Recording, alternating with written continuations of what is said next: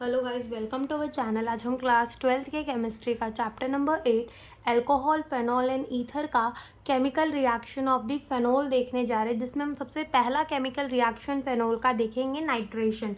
तो नाइट्रेशन के अंदर क्या होता है कि हमारा जो फेनॉल होता है उसको हम रिएक्ट कराते हैं डाइल्यूट नाइट्रिक एसिड के साथ, यानी कि हम उसे रिएक्ट कराते हैं डाइल्यूट HNO3 के साथ। और HNO3 को ही क्या कहते हैं? नाइट्रिक एसिड कहते हैं। लो टेम्परेचर पे रिएक्ट कराते हैं 298 केल्विन पर। तो जब हम यहाँ पर डाइल्यूट HNO3 का यूज़ करते हैं नाइट्रेशन करवाने के लिए, ठीक है, तो यहाँ पर क्या होता है कि हमें ऑर्थो एंड पैरा नाइट्रोफिनोल मिलता है, यानी कि यहाँ पर OH लगा है। अब ये ऑर्थो, ये हो गया मेटा एंड ये हो गया पैरा पोजीशन। तो ऑर्थो पोजीशन में NO2 लग जाता है, तो ये क्या हो जाता है हमारा ऑर्थो नाइट्रोफेनोल। एंड अगर हमारा यहाँ पर मान लो फेनोल है और पैरा पोजीशन में NO2 लग जाता है, तो ये हमारा क्या हो जाता है? पैरा नाइट्रोफेनोल होता है। अब ये ऑर्थो एंड पैरा नाइट्रोफेनोल को है ना सेपरेट कर सकते हैं बाय द स्टीम डिस्टिलेशन। ठीक है, स्टीम डिस्टिलेशन से हम इसे सेपरेट कर सकते हैं, बिकॉज जो हमारा ऑर्थो नाइट्रोफेनोल होता है वो स्टीम वॉलेटाइल होता है। स्टीम वॉलेटाइल होता है उसका क्या मतलब? यानी कि जो हमारा ऑर्थो नाइट्रोफेनोल है, ठीक है, ऑर्थो नाइट्रोफेनोल है, वो स्टीम वॉलेटाइल होता है, मतलब कि वो जो है भाप बन के उड़ सकता है। ठीक है, उसके जो है वेपर्स इजीली बन सकते हैं। वेर एज जो हमारा पैरा नाइट्रोफेनॉल होता है वो लेस वॉलेटाइल होता है, यानी कि इतना जल्दी भाप नहीं बनता और इसकी बॉइलिंग पॉइंट भी ज़्यादा होती है। किसकी ज़्यादा होती है? पैरा नाइट्रोफेनॉल की। वेर एज ऑर्थो नाइट्रोफेनॉल जो है वो ईजिली वेपर में कन्वर्ट हो जाता है। अब ऐसा क्यों? कई बार क्वेश्चन ऐसा आ जाता है कि जो हमारा ऑर्थो नाइट्रोफेनॉल है वो स्टीम वॉलेटाइल है, वेर एज जो हमारा पैरा नाइट्रोफेनॉल है वो स्टीम वॉलेटाइल नहीं है। ऐसा क्यों? तो because of the hydrogen bonding, hydrogen bonding के वजह से। तो अगर अपन देखें अपने ऑर्थो नाइट्रोफेनोल को, ठीक है, तो देखो जैसे कि मान लो यहाँ पर ये क्या है हमारा ऑर्थो नाइट्रोफेनोल, ठीक है, यहाँ पर हमारा क्या लगा हुआ है? OH। ठीक है, अब ऑर्थो नाइट्रोफेनोल के अंदर अगर हम देखें तो ये H और ये ऑक्सीजन क्या कर लेंगे?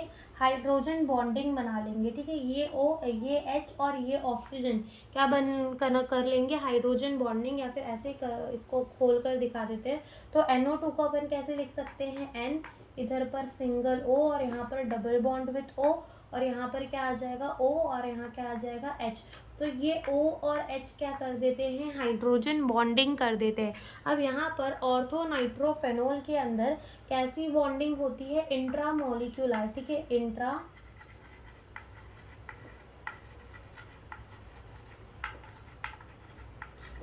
ऑर्थो नाइट्रोफेनोल के अंदर क्या होता है? इंट्रामॉलिक्यूलर हाइड्रोजन बॉन्डिंग होती है।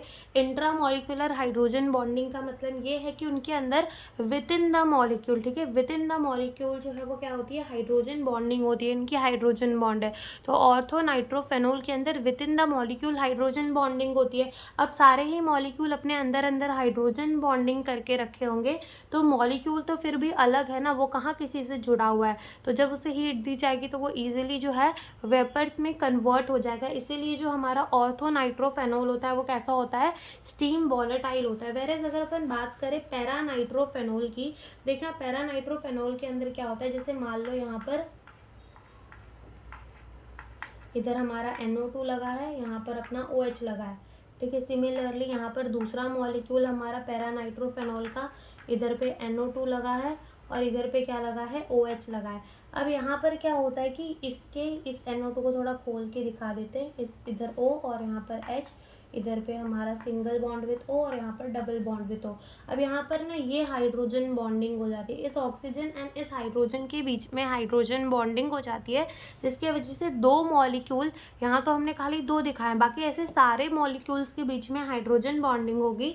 तो पैरा नाइट्रोफेनोल के अंदर क्या होता है कि हाइड्रोजन बॉन्डिंग हो जाती है। कैसी हाइड्रोजन बॉन्डिंग होती है? इंटरमॉलिक्यूलर, यानी कि between the molecule hydrogen bonding हो जाती है। यहाँ कैसी बॉन्डिंग होती है? इंटरमॉलिक्यूलर हाइड्रोजन बॉन्डिंग होती है, यानी कि with in between the molecule hydrogen bonding हो जाती है, जिसकी वजह से अगर अपन को इसे ज़्यादा हीट देनी पड़ती है ताकि ये पहले हाइड्रोजन बॉन्ड टूटेगा, फिर ये कहीं जाकर अपने वेपर्स बनाएगा। इसकी वजह से ये लेस वॉलेटाइल होता है। कौन लेस वॉलेटाइल होता है? Para nitrophenol. और ऑर्थो नाइट्रोफिनॉल जो है वो कैसा होता है? वॉलेटाइल होता है। ये इसके बीच का रीज़न हो जाता है।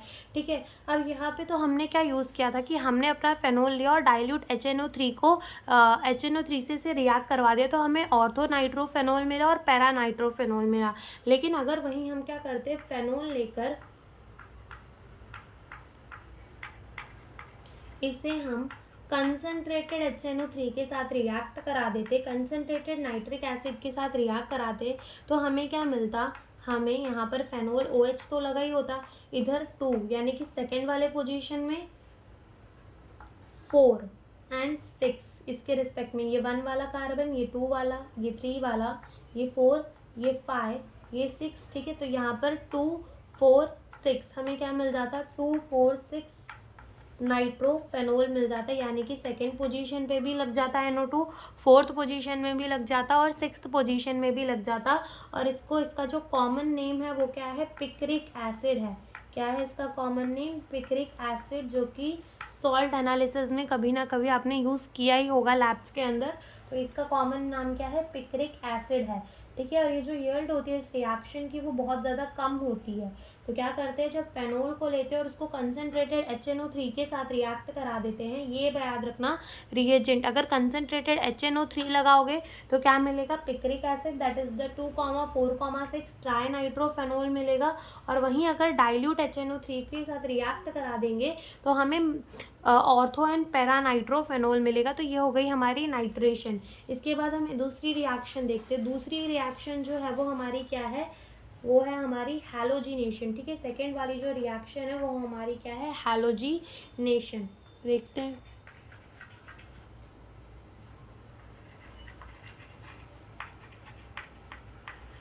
अब हैलोजिनेशन में भी क्या होता है कि हमारा फेनोल जो है ना वो अलग अलग प्रोडक्ट देता है डिपेंडिंग अपॉन कि हमने कैसा सॉल्वेंट उसमें यूज़ किया है। अगर हम उसमें नॉन पोलर सॉल्वेंट यूज़ करते हैं, ठीक है, नॉन पोलर सॉल्वेंट जैसे कि हमारा CH3Cl हो गया, CS2 हो गया, तो हमें मोनोब्रोमो प्रोडक्ट मिलते हैं। अगर वहीं पर हम पोलर सॉल्वेंट यूज़ कर लेते हैं जैसे कि वाटर, तो हमें क्या मिल जाता है? हमें ट्राई ब्रोमो प्रोडक्ट मिल जाते हैं। यानी कि समझो जैसे कि मान लो यहाँ पर हमारा फेनोल है, ठीक है, ये हम केस 1 ले रहे हैं, ठीक है, ये हमारा मान लो क्या है? फेनोल है, बेंजीन रिंग, और उसके ऊपर क्या लगा है? OH लगा है, ये हमारा फेनोल है। यहाँ पर ऊपर दिखा नहीं सकते, 1 सेकेंड रुक जाओ।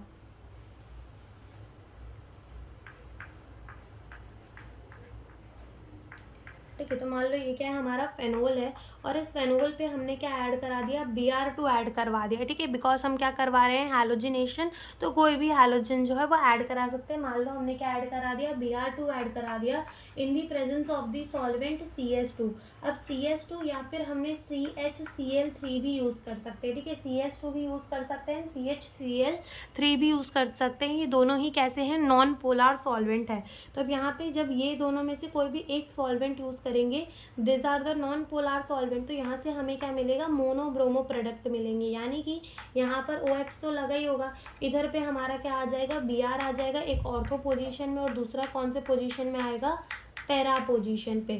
ठीक है, दूसरा कौन से पोजीशन में Br आके लगेगा? पैरा पोजीशन में लगेगा। तो जो हमारा ऑर्थो वाला होता है वो कैसा होता है? माइनर होता है, और जो पैरा वाला होता है वो कैसा होता है? मेजर कंपाउंड होता है। ठीक है, मेजर होता है। ठीक है, अब क्या होता है कि अगर वहीं केस 2 हम देखें और हमने मान लो फेनोल ले लिया, ठीक है,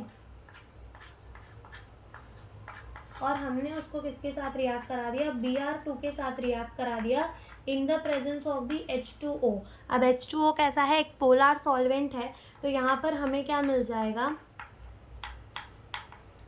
2 4 6 ट्राई ब्रोमो फेनोल मिल जाएगा। क्या मिल जाएगा? 2 4 6 ट्राई ब्रोमो फेनोल मिल जाएगा यहाँ पर हमको। ठीक है, यहाँ पर क्या मिल जाएगा? 2 4 6 ट्राई ब्रोमो फेनोल मिल जाएगा। तो यहाँ पर हैलोजिनेशन के अंदर खाली डिपेंड ये करता है कि अगर हम अपना सॉल्वेंट यूज़ कैसा कर रहे हैं। अगर हमारा सॉल्वेंट जो है वो कैसा होगा? नॉन पोलर होगा। ठीक है, थोड़ा सा नॉन पोलर होगा, तो यहाँ पर हमारे कैसे बनेंगे, मोनो प्रोडक्ट बनेंगे, मोनोब्रोमो प्रोडक्ट बनेंगे, ठीक है। और वहीं पर अगर हमारा सॉल्वेंट जो है वो पोलार होगा तो क्या मिलेंगे हमें, ट्राइब्रोमोफेनॉल मिलेंगे, ठीक है, ट्राइब्रोमोफेनॉल मिलेंगे। तो ये हो गई हमारी हैलोजिनेशन। अब इसके बाद के वीडियो में हम दूसरी रिएक्शंस देखेंगे। Thank you for watching the video.